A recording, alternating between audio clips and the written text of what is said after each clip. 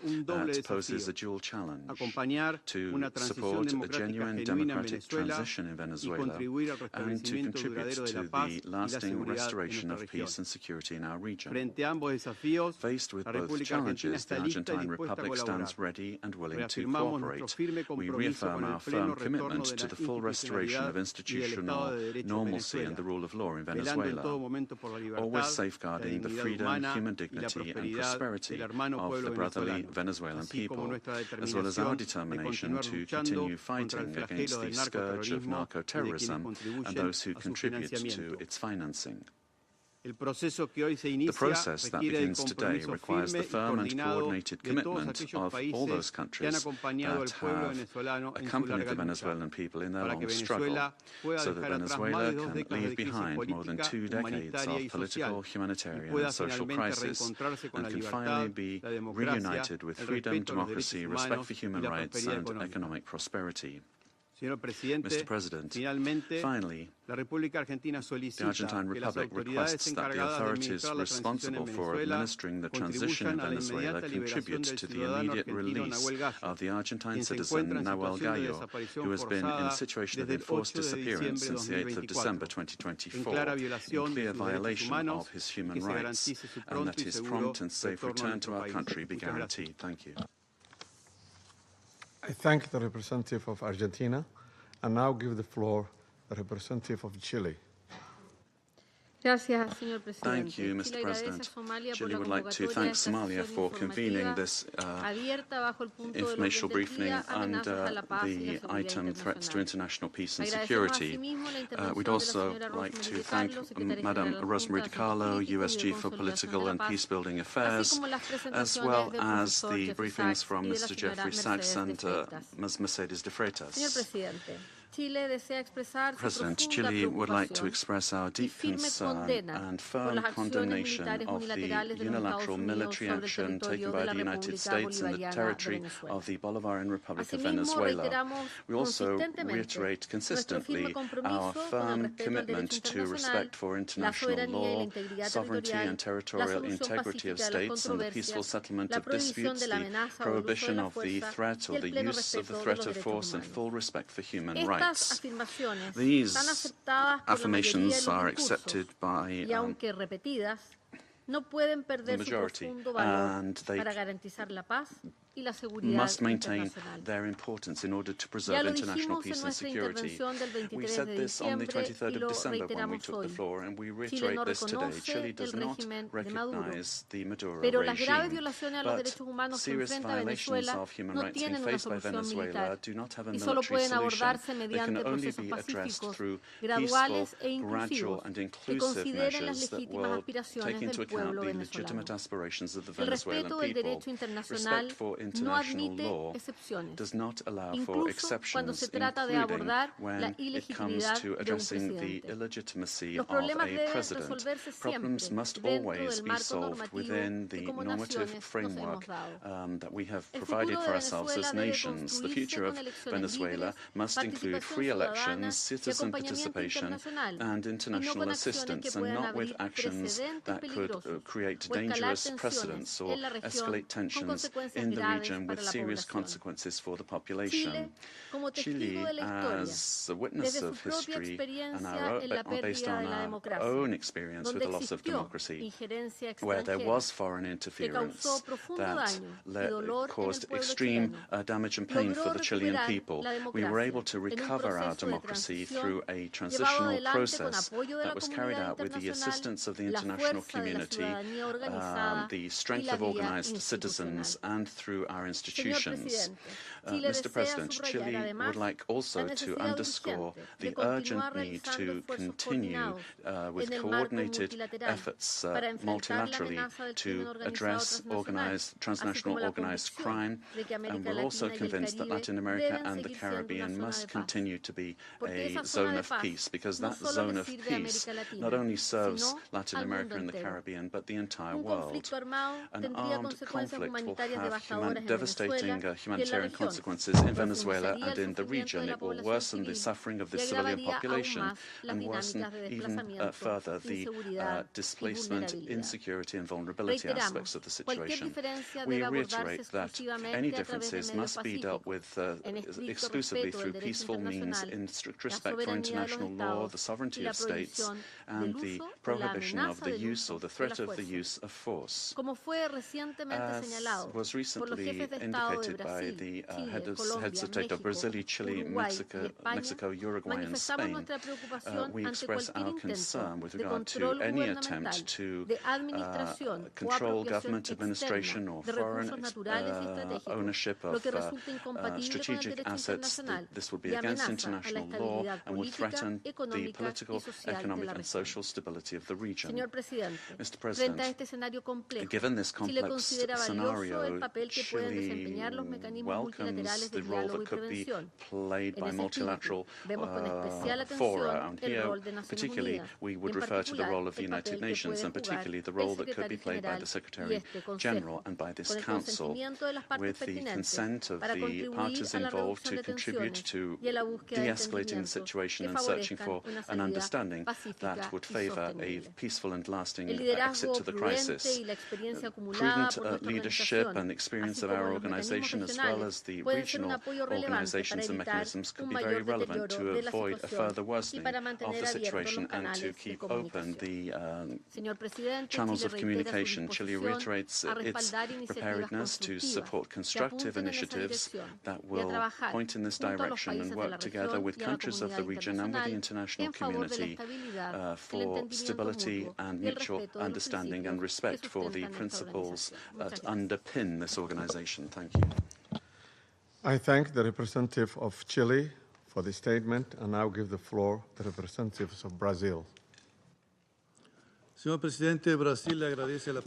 President, we'd like to thank Somalia for convening this emergency session of the Security Council. Brazil categorically and firmly rejects the armed intervention in Venezuelan territory in flagrant violation of the Charter of the United Nations and of international law. The bombings on Venezuelan territory and the capture of its president cross an unacceptable line. These acts constitute a very serious affront to the sovereignty of Venezuela and set an extremely dangerous precedent for the entire international community. The Charter of the United Nations establishes as a pillar of the international order the prohibition of the use of force against the territorial integrity or political independence of any state, except in the circumstances strictly provided for therein. The acceptance of actions of this nature would inexorably lead to a scenario marked by violence, disorder, and the erosion of multilateralism to the detriment of international law and institutions. The effects of the weakening of international governance and cooperation mechanisms are already evident. The record number since the Second World War of 61 active armed conflicts, the unprecedented figure of 117 million people in situations of humanitarian disaster around the world, reflecting the increase in wars, displacement, and crimes against humanity, such as the genocide in Gaza, and the global increase in military spending, which is approaching the historical mark of $2.7 trillion.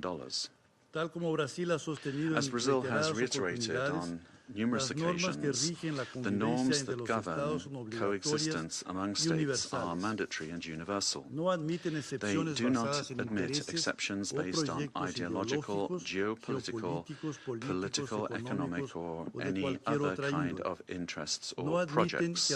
They do not admit that the exploitation of natural or economic resources justifies the use of force or the illegal change of a government. The multipolar world of the 21st century, which promotes peace and prosperity, must not be confused with spheres of influence. We cannot accept the argument that the end justifies the means. This reasoning lacks legitimacy and opens the possibility of granting the strongest the right to define what is just or unjust, what is right or wrong, and even to ignore national sovereignties, imposing the decisions to be taken by the weakest. Latin America and the Caribbean have made peace a conscious, lasting, and irreversible choice. The resort to force in our region evokes chapters of history that we believed we'd left behind us and endangers the collective effort to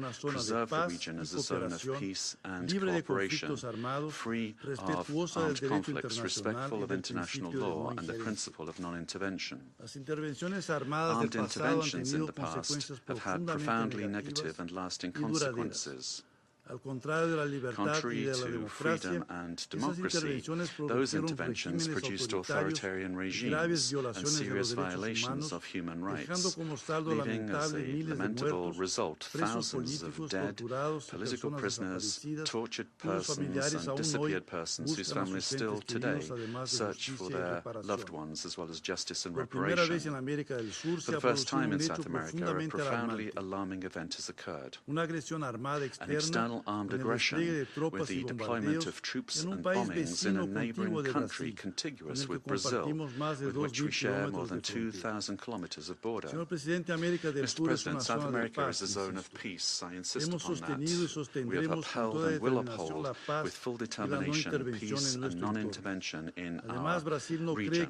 Furthermore, Brazil does not believe that the solution to the situation in Venezuela lies in the creation of protectorates in the country, but rather in solutions that respect the self-determination of the Venezuelan people within the framework of its constitution. The events of January 3rd transcend the regional sphere. The attack on the sovereignty of any country, regardless of the direction of its government, affects the entire international community. This and other cases of armed intervention against the sovereignty of a country, its territorial integrity, or its institutions must be vehemently condemned. It is up to this Council to assume its responsibility and react with determination, clarity, and obedience to international law in order to prevent the law of force from prevailing over the force of law. Brazil trusts that the future of Venezuela will be built by the Venezuelan people through dialogue, without external interference, and within the framework of international law. Thank you. I thank the representative of Brazil for the statement, and now give the floor to the representative of Mexico. Señor Presidente, Mr. President, gracias por haber convocado thank you for a esta reunión de having emergencia del convened Consejo. this emergency meeting of the El Council. gobierno de México ha hecho The government of explícita Mexico ya has already su posición de made condena its position a la clear with regard to our agresión condemnation del of the pasado military 3 de aggression enero of January contra 3rd objetivos en against territorio de targets in Venezuela, the territory of en Venezuela, clara in violación clear violation of del Article artículo 2 de la of Carta the de las Charter Naciones of the Unidas. United Nations. Estas acciones These no actions deben must not be permitirse, pues allowed, constituyen as they un severo constitute a golpe severe a blow la Carta to the y al Charter multilateralismo. and to multilateralism. México quisiera Mexico would precisar like to los clarify the siguientes following 4 points. puntos. 4 points. Número 1. La Number 1, proscripción the de la prohibition amenaza of the threat y el uso de la or fuerza the use of contra la force soberanía, against the la sovereignty, integridad territorial territorial integrity, o la or independencia political política independence de todo of Estado any state es el is fundamento the del derecho foundation internacional, of international law, sin importar el regardless país of the o el country gobierno de que or se the trate. government involved. 2. La 2. retórica que apunta Rhetoric hacia un pointing escalamiento towards the o escalation or expansión de las expansion acciones of militares, military actions, incluidos otros including países de to nuestra other región, countries in our region, amenaza la threatens estabilidad regional regional. stability.